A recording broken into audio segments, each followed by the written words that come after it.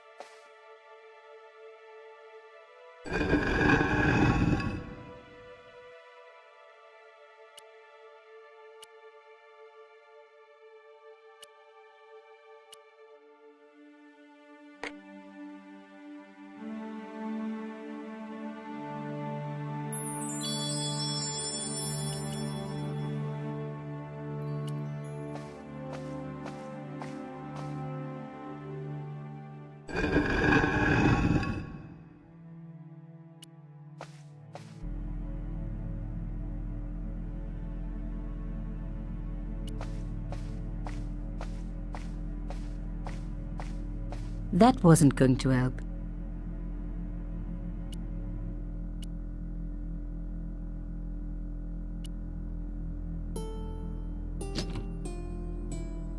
Plantard's key fitted the lock, so he must have used this place too.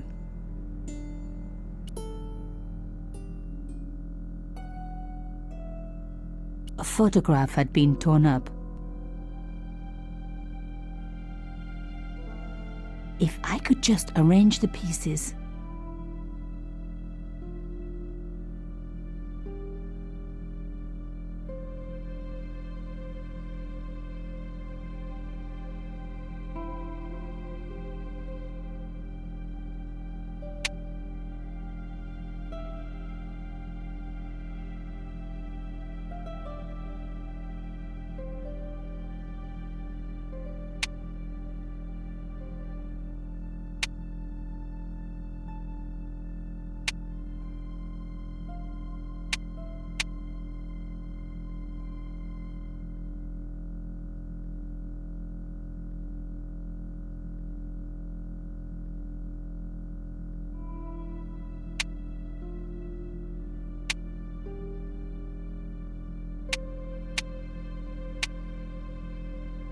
Oh my God, it can't be.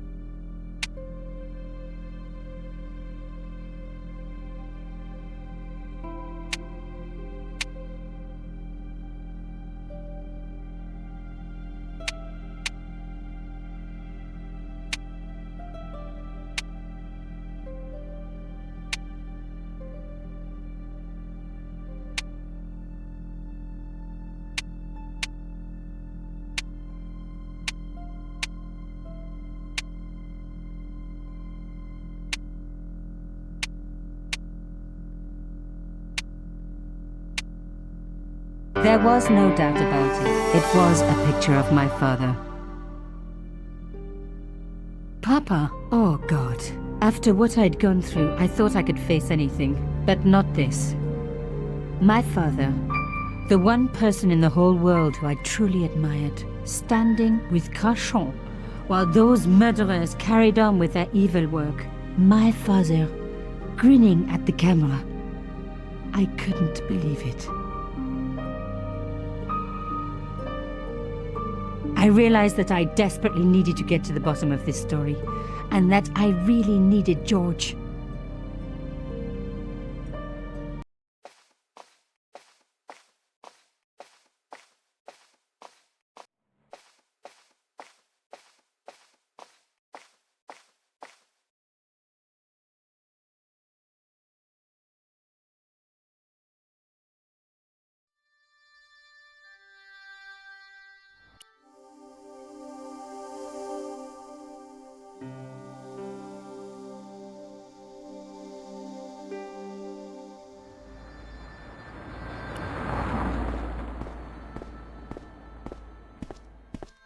Oh, hi.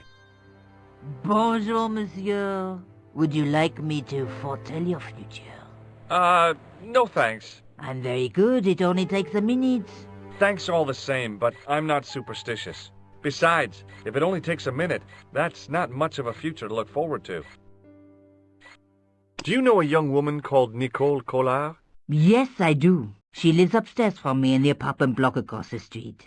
The door isn't locked, but you'll need to give it a gentle nudge. It sticks, you see. Because of the damp. The landlord said he'd fix it before winter sets in. He's been saying that for 3 years. How long has Mademoiselle Collard lived here? A few months. She's in for a shock when the cold weather comes. Drafty windows, insufficient heating. It's a struggle to keep warm. The only reason I stay is because the rent is cheap. Your young lady, she deserves better. I thought Mademoiselle Collard was a successful photographer. Not as successful as she makes out for all her fine clothes. Oh, I've heard her crying herself to sleep at night. That's awful. Now don't you let on that I've told you. She's proud, that one. Too proud, if you ask me. Have you seen anyone out here watching Mademoiselle Collard's apartment? Yes, I have. A strange man. Tall and thin as a broomstick. He kept his face hidden, but I saw his eyes peering from evil little slits. How was he dressed? A long brown raincoat with an hat. Or like Humphrey Bogart? Yes, but he didn't have Bogart's charisma. Besides, this guy looked like he needed a toilet. You never saw Bogart clenching his buttocks like that. Is there anything else you can tell me about Mademoiselle Collard? No, monsieur.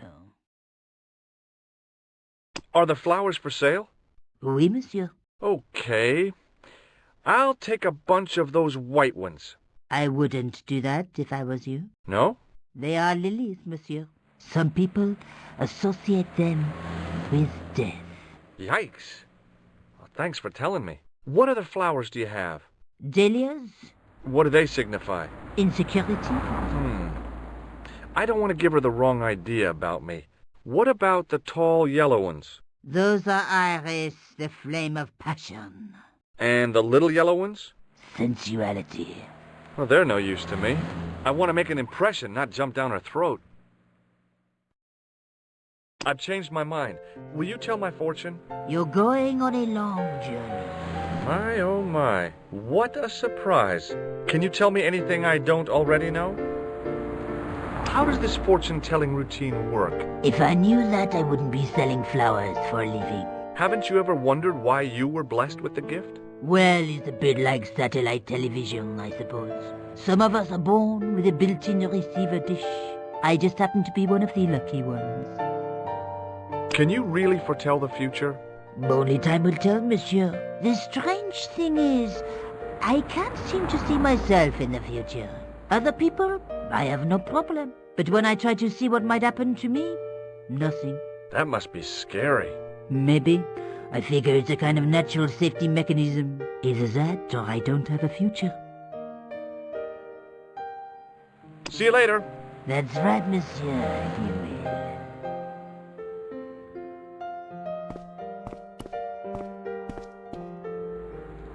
Remembering the flower seller's advice, I pushed the door gently just above the lock.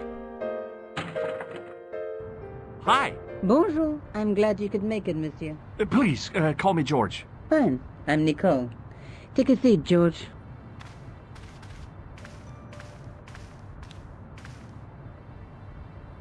Eh bien? And what have you been up to? I've been exploring the sewers underneath the cafe. I thought I could smell something bad. The clown used the sewer to escape and to change out of his costume. I guess he was in a hurry. He left his jacket behind. And? I got his tailor's phone number. You had better luck than I did. Luck, she said. Luck. Hard work, I'd call it. What happened? My editor told me to drop this story. Can you believe it? But you're not going to do that. Oh, no. I'm going to find out what's behind these killings. It just doesn't add up. It almost feels like some sort of conspiracy. The police in 3 different countries have kept very quiet about the murders. The press don't connect them at all. They blame them on political, religious, or militant minority extremists. Well, that covers just about everyone. Tell me more about yourself. There's nothing much to tell. Well, how'd you get into photography? I guess I owe that to my father. He bought me my first camera. I was 8, and my parents had just split up. Did you live with your father? Yes. My mother went off with her new boyfriend. I didn't mind. Papa was all I needed. 4 years later, he died in a plane crash. Oh, I'm sorry. It's all right. I don't mind talking about him. He was more like an older brother, really. Always joking and laughing. Papa always wanted me to study art. That's why I went to college. Did you learn about photography at college? God, no. I couldn't afford the materials. We were billed for everything we used. Paint, canvas, paper. Most of my year turned to minimalism. It was cheaper. I used to go poaching in the park for squirrel hair. The only time I wasn't hungry was the term I did printing. I used to eat the potatoes. You're making fun of me, aren't you? Oh, no. Tell me more about the clown's previous victims. The first was Arnaud Bellotta, the millionaire pharmaceutical baron. He made his money from amphetamines in the post-war slimming and diet boom. Imagine it, millions of housewives literally speeding their butts off. The only witness in the case was his Filipino au pair. She swears he was lured to his death by a snowman. What about the clown's second victim? Yamada, the controversial Japanese politician. He inherited his fortune from his father's electrochemical consortium. How did he die? At the hands, or should I say flippers, of a giant emperor penguin. A snowman, a penguin, and now a clown. I had been about to add mine to the list, but stopped myself. I really didn't want to have to explain to George about my father's involvement with Cachon. You know, I hate to admit it, but this is scary. And I'll tell you this, I will not be accepting any invitations to costume parties. I don't blame you for being scared. I am too. But this story could be my only chance for a big break. Or an early death. I found this false nose in the sewer. Hey, what's this inside it? The contents of someone's nose? Don't be cross, George. It says La Risée du Monde. Masks and costumes. It's a costume shop near the Gare Saint-Lazare. I'll check it out. Maybe the owner remembers who hired the clown costume.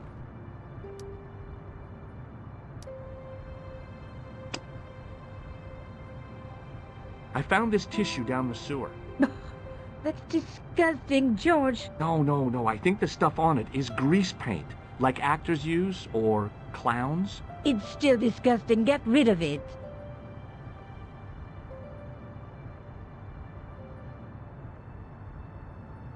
I found a piece of material near the cafe.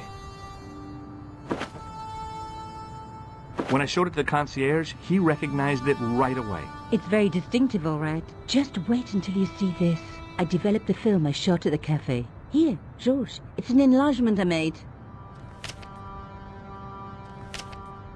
Look what that guy's wearing. Checkered pants. The same material as I found in the sewer. That's right. This guy shouldn't be difficult to find. Oh, no? Take a close look at his right cheek. A scar in the shape of a horseshoe. Or a crescent moon.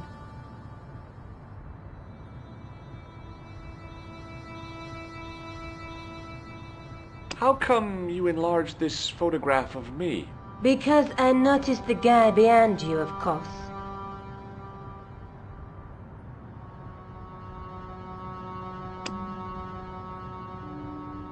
This is the tool I used to get into the sewers. Fascinating, George. You're not interested, are you? Oh, of course I am. I think it was very brave of you to go down those sewers.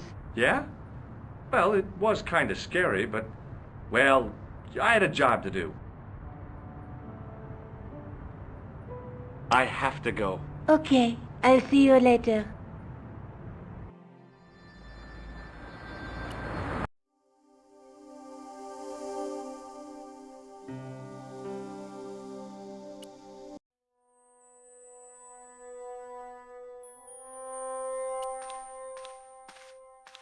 Excuse me? Bonjour, monsieur. Please, come in. Welcome. Leave the mundane world behind, for in these four walls, fantasy is king. I don't want a costume. Didn't you ever dress up when you were a child? Not that I remember. Incredible! You'll be telling me next that you never shared your elder sister's lingerie. I don't have a sister, and I think I'd look pretty silly in a brassiere. I just need some information. Of course. How can I help you?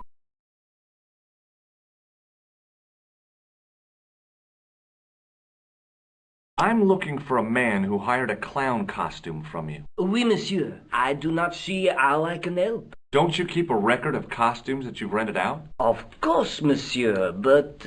Well, then, I'd like to check your records. Give me the names of everyone who's rented a clown suit. Impossible. There are too many. Do you want this red nose back? Not after it's been worn, thank you. Do you recognize this man? Oui, monsieur. I sold him some grease paint.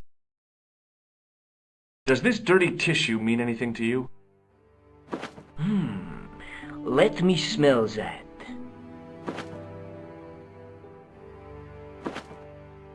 Bestheimer's number 7 white pancake. Theatrical grease paint, right? Oui, monsieur.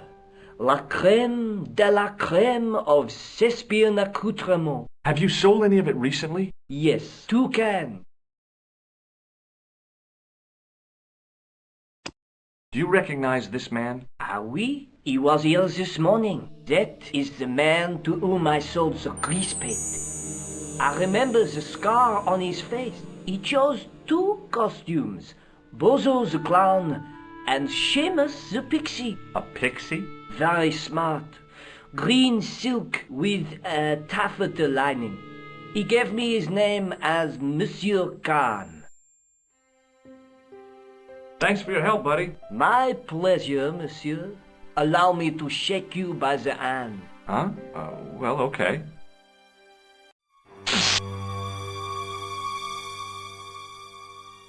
What are you trying to do, kill me? You did not find it amusing? I never saw the funny side of electroshock therapy. Eh bien, it is yours to keep. A gift? Do I need a license? No, but I give you a word of warning, monsieur. What? Remember to switch it off before you visit the toilet.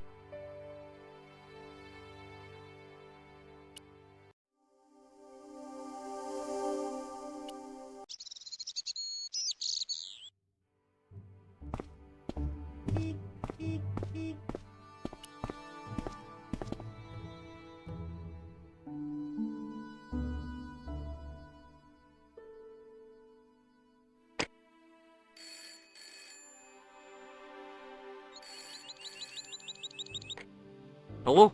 Who is this? Hi. My name's George Stobart. You don't know me. Correct, Mr. Stobart. I don't. What can I do for you? Well, I'm trying to trace one of your customers. Could I maybe come over and talk to you? No.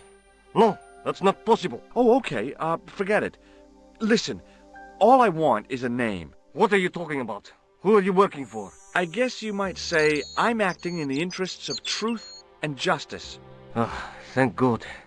I thought you were the police. There are innocent lives at stake, Mr. Todrick. Lives that you could save. You're collecting for charity, yes? No, I'm not. All I want from you is information. Go on. I'm listening. Do you know a guy called Plantar? No, I never heard of him. Shall I tell you what happened to Plantar? How he was killed in cold blood? I told you, I never heard of Plantar.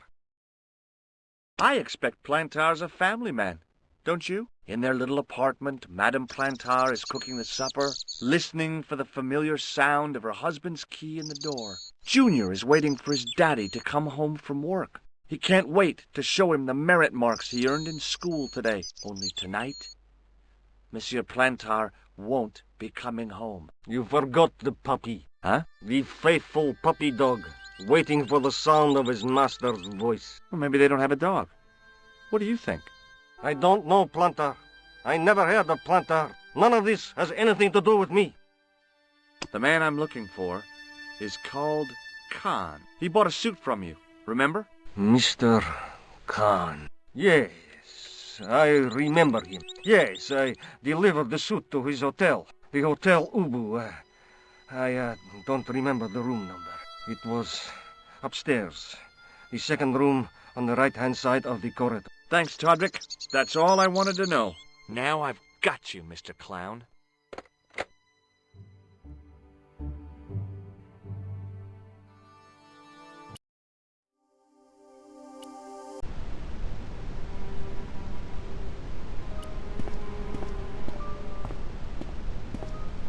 Excuse me. Yes? I'm looking for a clown.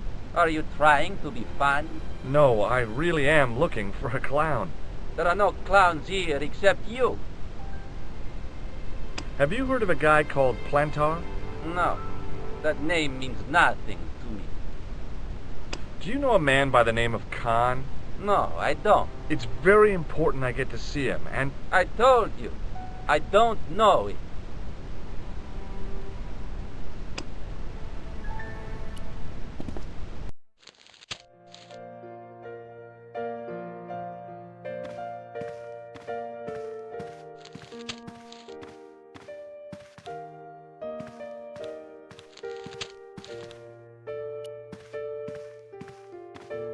I want some information. Who are you? The police? I'm conducting a private investigation.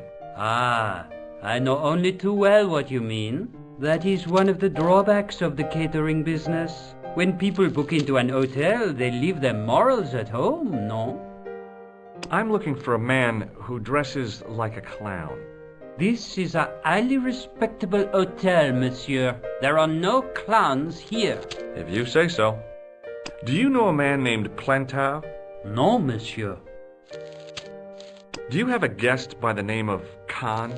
No, monsieur. Perhaps you would care to check the register. The man who calls himself Khan has a scar on his right cheek. Vraiment? I tell you, I do not know a man named Khan. Maybe not, but I noticed a change in his expression when I mentioned the scar. Do you recognize the man in this photograph? Yes, monsieur. That man is one of our guests. What name? I cannot tell you that.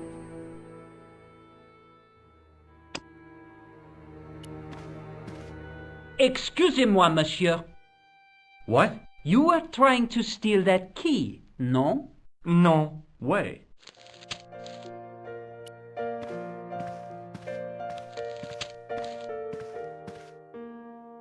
Excuse me, didn't I see your picture in the news? You're that Nobel Prize winner from some unpronounceable Eastern European state. Yes, that is me, in person. I don't want to worry you, but have you had any threats on your life? You know, mysterious phone calls, letters made up of headlines cut from the newspaper. I don't know what you're talking about. Do you know a guy called Plantar? I don't know anybody in Paris. Oh, well, this guy's dead anyhow. Why do you ask me about dead men? I have seen enough of death to last me a lifetime. I'm, sure you have. Have you seen a clown? I beg your pardon? The clown. A guy in funny pants. Have you seen him? My pants are from England, Marks and Spencer. They are a pleasure and a comfort to wear, with much support. I'm real glad to hear that.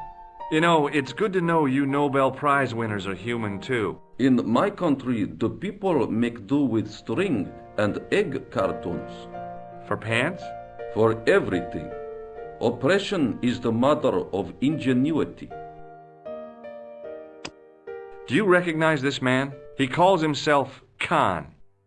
Yes, I know this man. Why do you carry his photograph? I'm a private detective. What's your interest in Khan? He is an enemy of my people. You know he's a killer. Of course, amongst other things. Would you help me investigate Khan? That is not possible. My instructions are to observe. I cannot jeopardize my position as an honored guest of this country's government. Thanks for your help. Goodbye.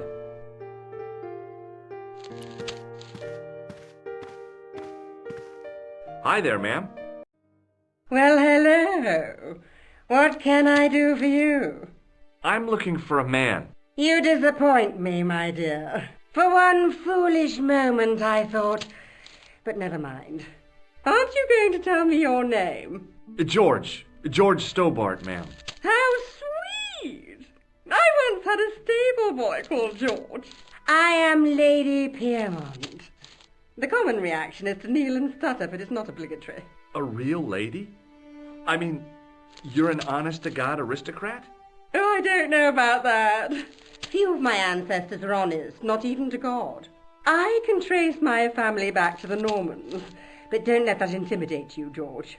Beneath that impressive pedigree, I'm just flesh and blood. The blood may be blue, but the flesh is the plump beef of old England, so to speak. You appear distracted, George. Is there any way I can help you? Did you know there's a gangster out front? What makes you think he's a gangster? The Italian suit and the bulge in his pocket? I know plenty of men with Italian suits and bulges in their pockets. That doesn't necessarily make them gangsters. I'm looking for a murderer. Good heavens! You're a private detective. That's correct, ma'am. What's the term you Americans use? It's on the tip of my tongue. I believe what you're thinking of is Dick. Precisely. Have you come across a man who calls himself Khan? I am familiar with only one person named Khan. Genghis Khan, the legendary Mongol barbarian chieftain? No, darling. Kevin. Kevin Khan? I never heard of him. I'd be most surprised if you had, darling. He's a pharmacist in Hemel Hempstead. Organises fundraising for the Rotarians. Lovely man. Does he have a scar on his cheek? I really wouldn't know, sweetie. Are you here in Paris on vacation? No, darling, I'm on holiday. I needed to get away after Algy's funeral. I didn't realize you were mourning the loss of a loved one. I'm not. He was my husband. I'm sorry to hear about your husband's death. You wouldn't be if you knew him, my dear. It gave me the opportunity to take a well-deserved holiday. Daphne suggested a change of scenery. Paris, she said. A wild romance is just what you need to take your mind off the inquest. Well, the closest I came to romance was being wooed by a drunken Breton chef. I must say I was disappointed with his coq au vin. Not at all what I was expecting. I was thinking of cutting my holiday short, packing my bags and heading back to Hemel Hempstead. That was until last night. What happened to you last night? I was stricken, Mr. Stobart. Cupid's arrow has cleft my bosom. They couldn't really miss. It was just as I'd always imagined it should be. The intimacy of candlelight, romantic music tinkling across the room, and then a stranger's glance. Those brooding eyes, that suave manner, those tight trousers. He was the man I'd been waiting for all my life. I'm glad he finally turned up after all these years. Ah, but it wasn't to be. He was merely toying with my affections. And if I ever catch up with him, he's dead. Who was the guy who led you on? His name is Merlin. Do you recognize the man in this photograph? My God, it's him! That's Merlin! She represented everything I loved about the English. The lady was totally deranged. Merlin? You mean King Arthur's wizard? Good heavens, no! Monsieur Merlin is a fellow guest. He's the man I've been telling you about. That's the man who spurned me. The man you know as Merlin is a fake. What do you mean, sweetie? He's a murderer. He also uses the name Khan. I am shocked, Mr. Stobart. Shaken. I took him to be a gentleman, a man of honour. Do you know, I'd rather like to assist you in stitching him up. When did you last see Merlin? It was no more than an hour ago. He came downstairs and spoke to that clerk chappie. Something passed hands. I couldn't see what exactly. A briefcase? No, smaller than that. A bundle of papers, perhaps. The clerk put it in the hotel safe and Merlin went out. Are you sure you saw Merlin putting documents in the safe? Yes, darling, positive. I wonder what they were. Obviously something of great importance. Yeah. I'd sure like to get my hands on whatever it is. I'll bet they had something to do with Plantow's briefcase. Has Merlin returned to the hotel? No, he hasn't. Are you going to search his room? If I could get in there, I would.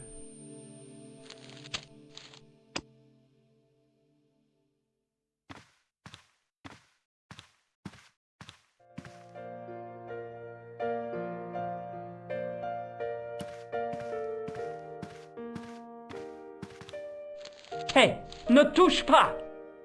Just look. What now, monsieur? I'd like to retrieve something from your safe. Ah, oui, monsieur. May I see some form of identification? Like what? A driving license, perhaps? I don't drive. Your passport? I don't have it with me. I could show you my operation scar. I'm sorry, monsieur. I must have some form of unique ID. You won't find a more unique ID than my scar. I'm sorry. I must insist on a more traditional identification. Rats.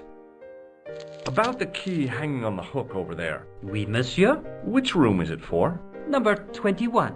Is that room taken? No. The guests checked out this morning.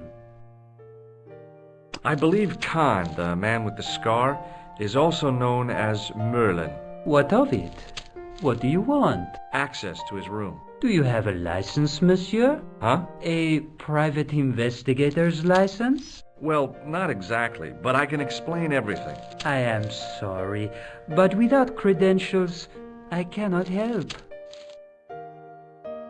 I insist you give me the key to Merlin's room. I cannot do that, monsieur. This guy Merlin is a menace. So you say, monsieur. He's not only a danger to society, but to your guests as well. He has toyed with the affections of Lady Piermont. Ciel! Are there no depths to which he will not sink? Precisely. He's already killed once, twice, maybe as many as 3 times. With your help, I just might be able to stop him. But what if he finds out I have helped you? No, I cannot do it.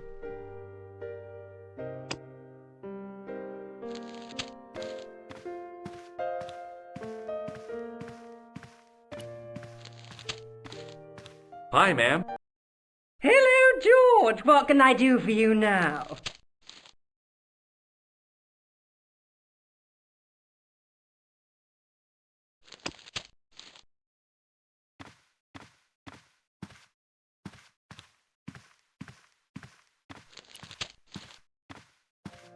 Hanging from a brass hook was a key and a plastic tag. The clerk wore a disdainful expression, like he'd been born with it. What now, monsieur?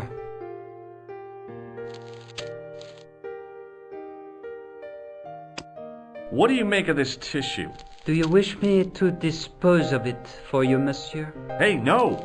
It could be useful. I'm holding on to this. As you wish, monsieur. Perhaps you would like a little plastic baggie to keep it in? Nah, it's fine the way it is.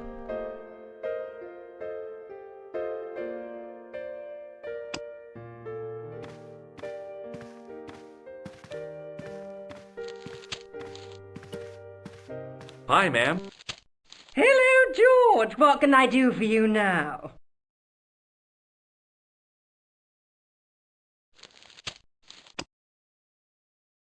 The woman was obvious. She had all the qualities of Boadicea, Elizabeth I, and Margaret Thatcher rolled into one. It wasn't a pretty sight.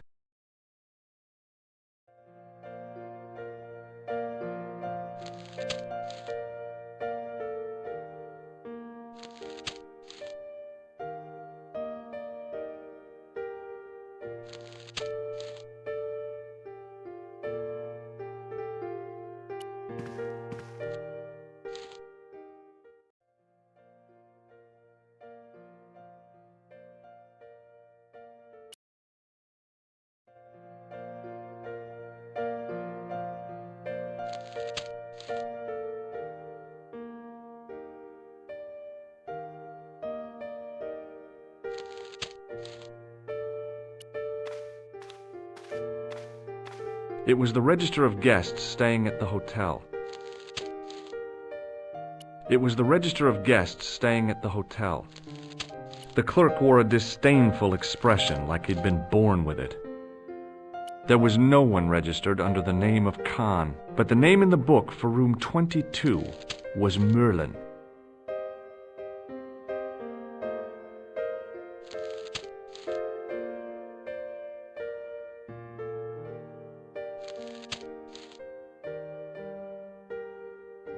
What now, monsieur?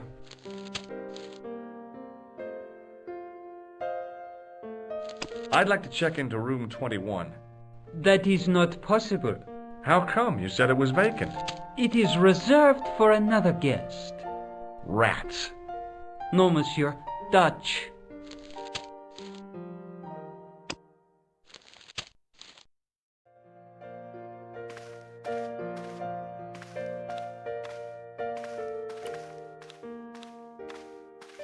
Hi, ma'am.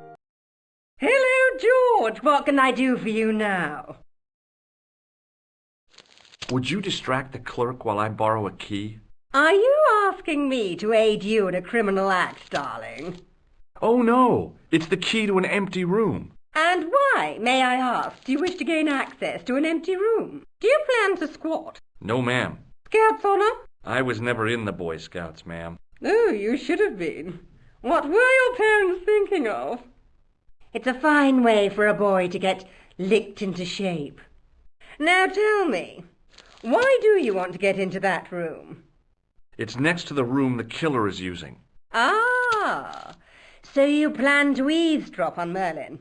I was hoping there might be a connecting door. Well, how can I refuse? I shouldn't think my feminine charms would be much use in this case, but a good dose of English arrogance might do the trick.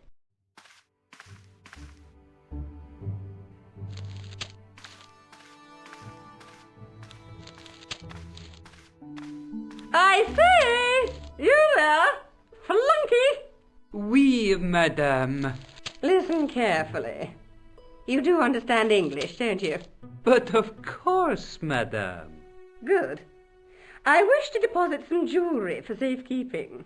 I understand. Are you quite certain? Oh, bien sûr, madame.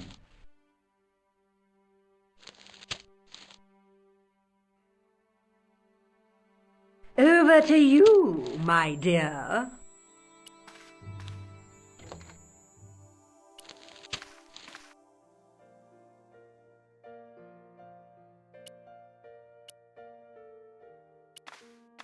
Maybe it wasn't the right room, but this was the right key.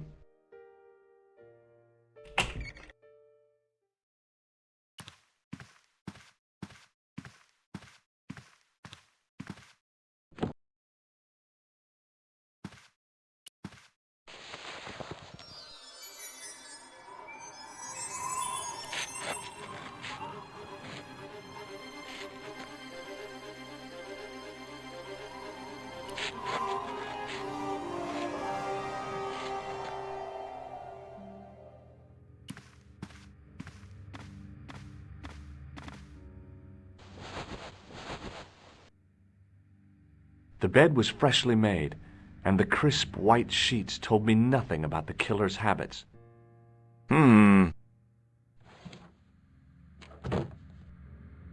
It was the battered leather briefcase I'd seen Plantar carrying just before he died.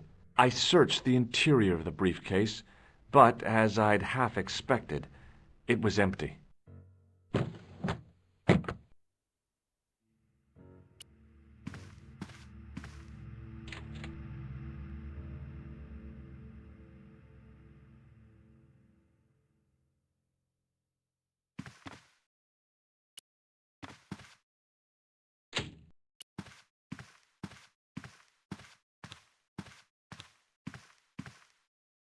The assassin had been too smart to leave incriminating evidence beside his bed.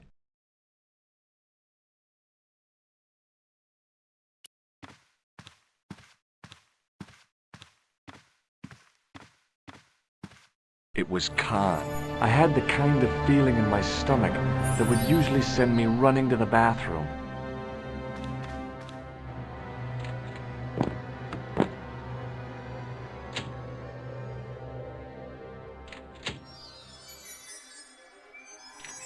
As Khan opened the wardrobe, I was sure I was dead.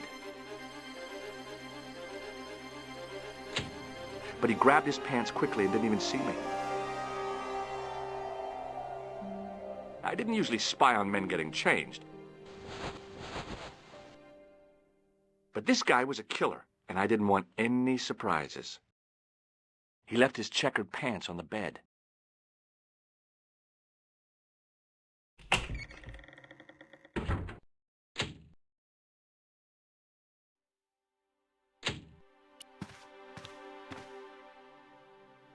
A strip along the side seam of the pants had been unpicked, then sewn back up with strong thread and a special stitch.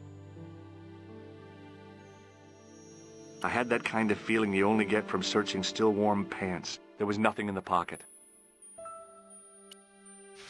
I flipped the pants over. I found nothing in the pocket.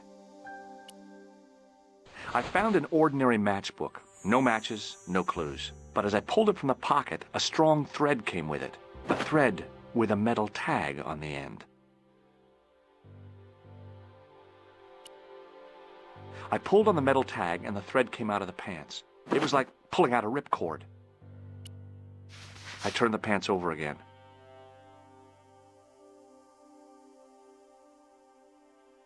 The pocket was empty. I searched the pocket gingerly and found a pass card. It read, Thomas Merlin, Gruber Electronics Corporation.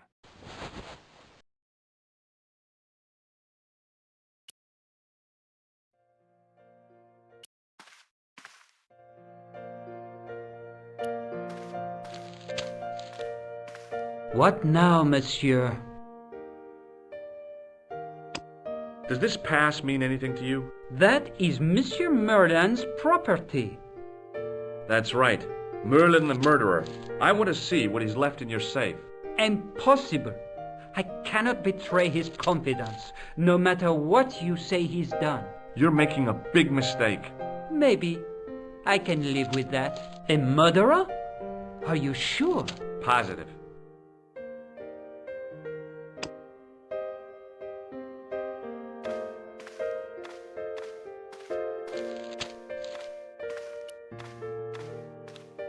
Hi, ma'am. Hello, George. What can I do for you now? I found this pass in Merlin's room. So, that deceitful little man is passing himself off as an electrician, is he? Uh-huh. This guy probably has a million faces. I showed the pass to the clerk, hoping he'd give me Merlin's papers, but he wouldn't buy it. He's too scared. I'll give him something to be scared of. Follow me, George!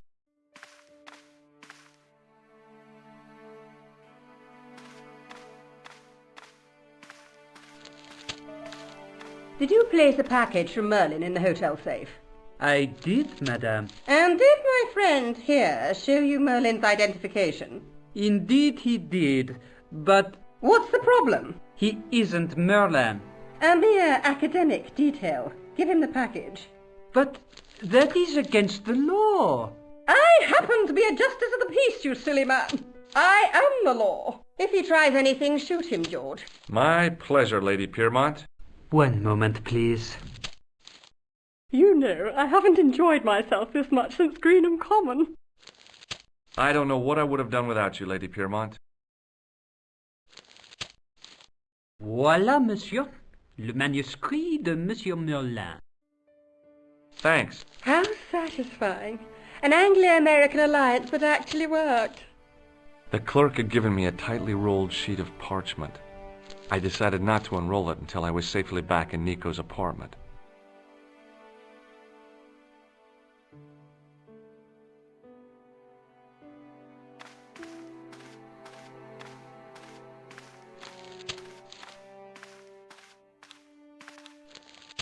I couldn't leave the hotel with the manuscript. It was probably what those thugs were looking for.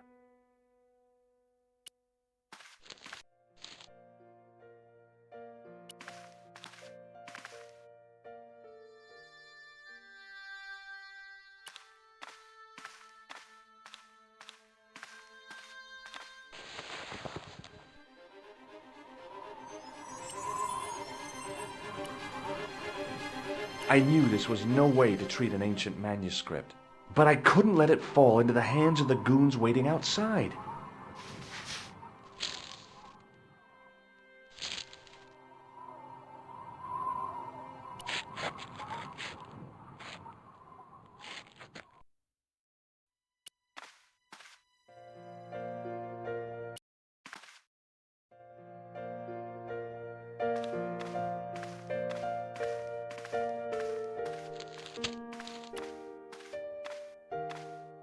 Just a minute, monsieur. What's your problem? No problem, if you cooperate. What do you want?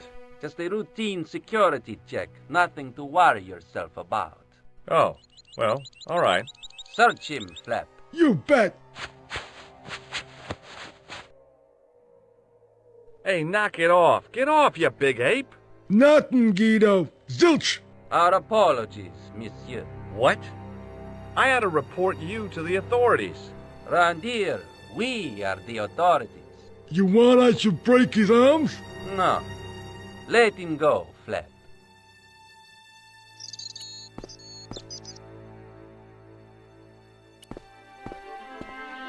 If the manuscript was what Flap and Guido were after, they were going to be disappointed. I couldn't wait to get back to Nika's apartment and check it out.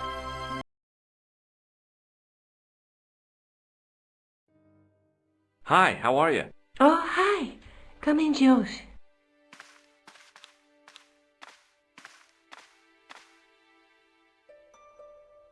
What are you doing to help trace the killer clown? Research, Josh. Yeah? You have a copy of the clown's yearbook? I have a telephone and lots of contacts. Oh, well, did you find anything useful? Not yet. I'm employing my first and most useful weapon. What's that? Patience. Oh, I've heard of that. Isn't it a substitute for decisive thinking? Do you have a boyfriend? Not anymore. There was someone. A guy in my final year, but it didn't work out. Neither did my degree. I'm sorry. I'm not. Tell me more about your family. When I was a little girl, I used to spend the winter with my grandfather and grandma. They were the best times, warm and safe in their tiny cottage. My grandfather rolled cigarettes while grandma made hot chocolate and cakes. One day, he stopped his scrolling. He put the lid back on his tobacco jar and took me in his arms. I laughed and wriggled, but he hushed me to be silent. With his unshaven chin all scratchy in my ear, he told me his secret. What did he say? He said, I don't smoke, but she likes to think I do. What a weird old man. Don't call my grandfather weird. He was the nicest guy ever. I wish I was back in that cottage instead of this crummy apartment in this noisy city. You're just not going to believe what I've found. It's not another part of the clown's costume, is it? It's a medieval manuscript. Khan left it in the safe at the Ubu. It's incredible. Is this what he took from Plantar? It could be, which means it's worth enough to kill for.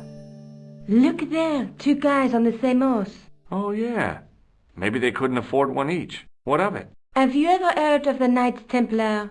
Their official seal was an image of two knights sharing a horse. Whatever this manuscript means, it's connected with the Templars. How come you know about these knights? I learned about them while writing an article on the Crusades.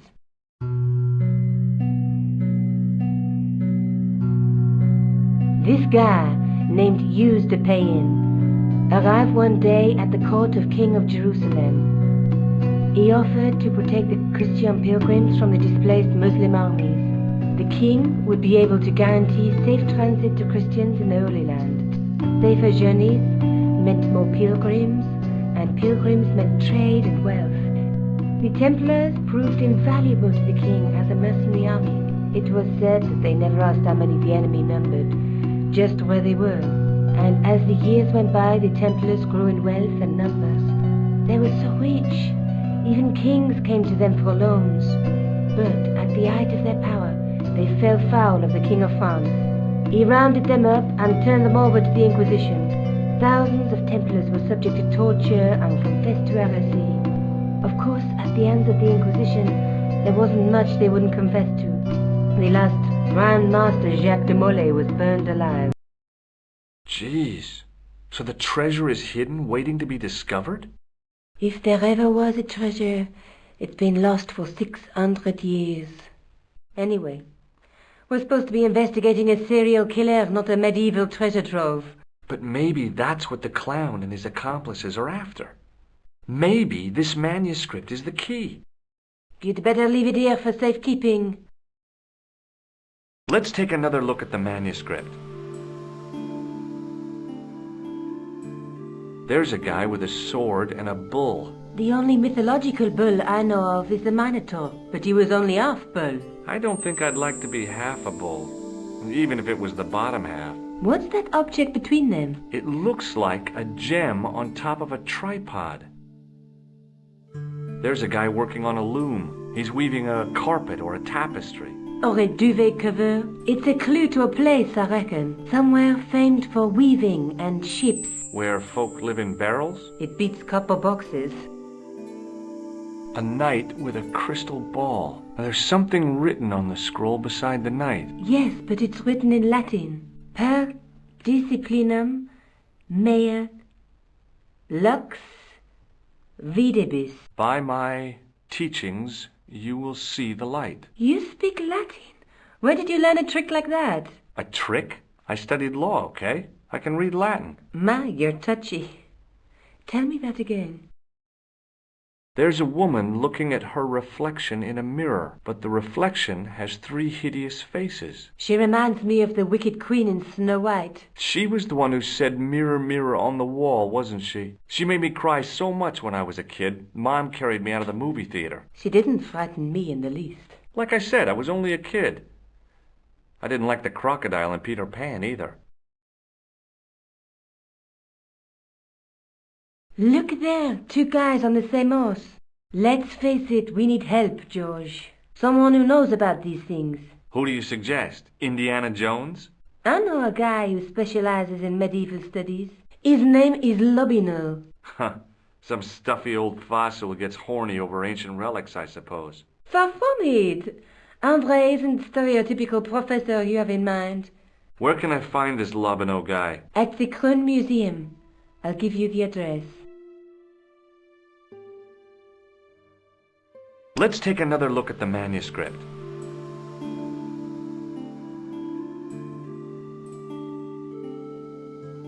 There's a woman looking at her reflection in a mirror, but the reflection has 3 hideous faces.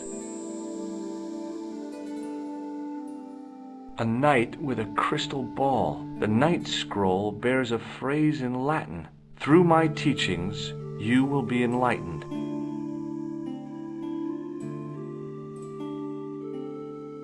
There's a guy with a sword between them. Look at... I have to go. Okay. Don't forget to look for Lobineau at the Kroon Museum.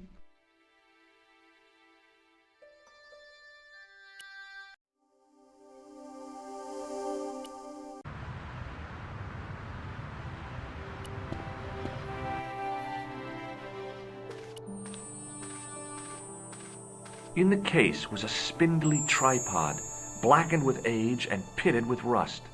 It was identical to the tripod pictured on the manuscript. A notice identified it as 15th century from Western Ireland. It had been found in Loch Marne at the site of a Knights Templar preceptory. Ireland! What's that? This tripod was found in Ireland. I will have to ask you to keep your voice down. I'm sorry, I was excited. Pardon me. Oui, monsieur? Are you Lobineau? Oh, no. Fancy you mistaking me for him. No. I am the deputy custodian. But Lobineau does work here. Work? I wouldn't go so far as to call it that. He studies here most days, but as you can see for yourself, not today. Do you know anything about the Knights of the Temple? No, sir. Not a sausage. The sign on the tripod says it was found at a Templar preceptory. It does? Yeah. It doesn't mention John Dee at all. Most remiss. You don't know anything about the tripod, do you? No, I don't. I never had much of a start in life, you see. I owe what little education I gained to my uncle. He was an optician, but he also doubled as the village school teacher. He taught me the alphabet. Wait, 19 letters of it. The bottom row of the chart was too small even for him to read, so he left them out. Why don't you start over and enroll for adult education? You know, I never thought of that. Do you think if I studied hard and did all my homework, I could be a professor of history? At your age? Dream on. Do you know anything about medieval manuscripts? Not me, monsieur. I am no scholar, though people often mistake me for one. It is the uniform, I guess. They see the clothes. They are impressed. And they ask you to park their cars? They ask me to park the... No. They assume I am an authority on the exhibits in my care. Whereas you know next to nothing about history. Of course not. All I am saying is, I am no scholar, not like Monsieur Lobineau. Can you give me any further information about the tripod? Certainly, monsieur. It's infamous. That tripod, that belonged to John Dee. What's the importance of John Dee's tripod? Dee was the most famous escapologist of the 16th century. The Houdini of his time. Don't you mean alchemist? Escapologists use ropes, chains, and handcuffs, not tripods. Well, whatever he was, that is the tripod he used in his experiments. What kind of experiments did John Dee perform with his tripod? Oh, the usual. Didn't you study chemistry at school? Yeah, but we skipped over thaumatology. Can I take a closer look at the tripod? What? Get it out of the case? Ah, no! That tripod is protected by a sophisticated surveillance system. How sophisticated? A painfully loud alarm bell. How is the alarm bell triggered? By the slightest pressure on or movement of any part of the case wherein that tripod is situated. It strikes me that to call your alarm system sophisticated is, well, stretching the truth a little. It has never failed yet. The sophistication is in its simplicity. Thanks for your help.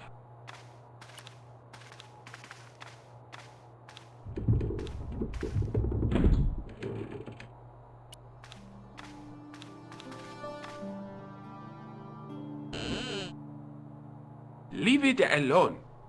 That closet is over 3,000 years old. Closet? It's a sarcophagus.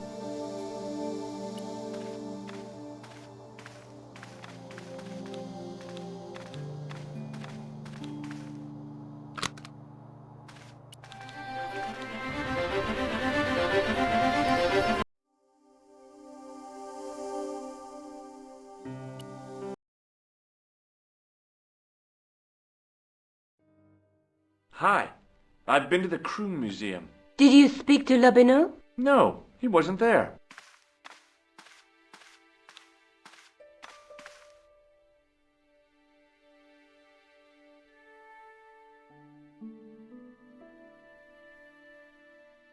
I found the tripod. Where? In the museum. It belonged to the Templars. It was dug up in Ireland at a place called Loch Marne. I have heard of Loch Marne. I read an article about the castle. Take a look for yourself. A popular gossip magazine. You read that rubbish? No, I write it. Professor Nigel Pegram, excavating the medieval castle at Loch Marne. That's strange. What? He resigned his chair at Durham University in order to devote his time to the excavation. Not only that, but he canceled the filming of a fourth series of his popular television program. This site at Loch Marne must be awful important to him. He's a professor of history. They're all cuckoo. All the same, I'd like to talk to this Professor Pegram. How do you feel about a trip to Ireland? Disappointed. Huh? That I won't be going. I want to follow up the Belota case. If you really think Pegram's dam is important, why don't you visit Loch Marne? On my own? I'm not so sure about that. Where is Ireland exactly? Have you found out any more about the murders? Well, it may be nothing, but both the clan's victims visited Paris earlier this year. When? The second week of July. They were both here at the same time. Did they meet? I don't know, but I can't imagine it was coincidence. I have to go. Okay, I'll see you later.